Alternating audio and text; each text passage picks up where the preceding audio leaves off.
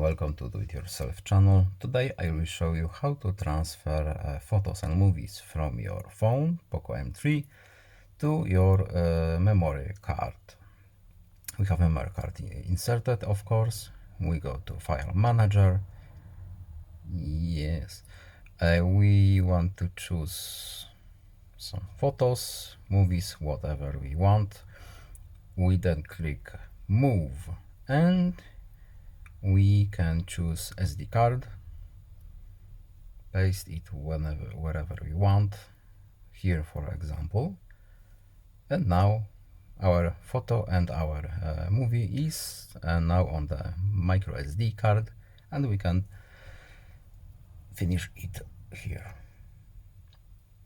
I hope this video was helpful to you. Please leave a like and subscribe. Have a nice day and see you in the next video. Goodbye.